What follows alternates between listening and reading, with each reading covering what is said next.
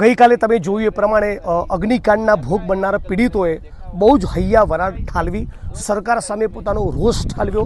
તિરંગા યાત્રા કરવાથી ન્યાય નહીં મળે એવું એમણે કહ્યું. એમણે સ્પષ્ટ કહ્યું કે અમારી જે બેસિક માંગણીઓ છે, 12 જેટલી ડિમાન્ડ હોમ મિનિસ્ટર હંસ સંઘવી અને મુખ્યમંત્રી ભૂપેન્દ્ર પટેલ સમક્ષ રજૂ કરેલી, છતાં 12માંથી એક પણ માંગણીનો સ્વીકાર કરવા રાજ્યની સરકાર તૈયાર નથી. આ એકદમ જડતાવાળું જક્કી વલણ છે. જે ભોગ બનનારો હોય, જેણે પોતાના સંતાનોને સ્વજનો ગુમાવ્યા હોય, એના માટે કરુણાસભર વર્તન હોવું જોઈએ, સહાનુભૂતિ અને લાગણી હોવી જોઈએ. એ 1 કરોડનું વળતર માંગતા તો સરકારે સામે ચાલીને 1.5 કરોડનું વળતર આપવું જોઈએ. તાબડતોબ ફાસ્ટ ટ્રેક કોર્ટની જાહેરાત કરવી જોઈએ.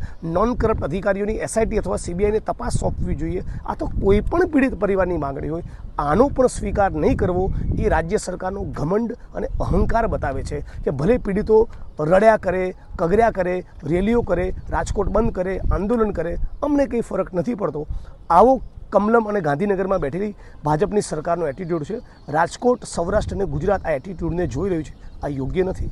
જે ન્યાયયાત્રામાં નથી જોડાય એમના માટે પણ અમારી સ્વાભાવિક રીતે લાગણી અને સહાનુભૂતિ છે. એમને પણ આહવાન કરીએ છીએ, આવો તમે જોડાઓ.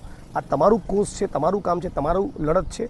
પણ જે પીડિતો જોડાયા છે, જે પીડિતો નથી જોડાયા કે ગુજરાતના કોઈ ખૂણે બેઠા છે, બધા જ માટે અમે વિધાનસભામાં પણ બોલીશું, મીડિયામાં પણ એમનો અવાજ બુલંદ કરીશું અને સડક પર ઉતરીને એમના માટે લડીશું અને આંદોલન પણ કરીશું. ન્યાય કા હક મિલને તક ગુજરાત ન્યાય યાત્રા ચાલતી રહેશે.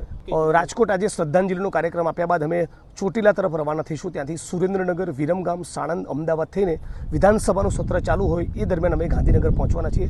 અને AICCની ટોપની લીડરશીપ રાહુલજી વગેરેને અમે ઇન્વાઇટ કર્યા છે કે એકાદ દિવસનો તમે સમય કાઢવો અને પીડિતોની પડખે આપણે બધા જ સાથે મળીને ઊભા રહીએ. અને ગુજરાત ન્યાય યાત્રામાં જ્યાંથી પણ અમે નીકળ્યા છીએ, લોકોનો ખૂબ સારો પ્રતિસાદ છે.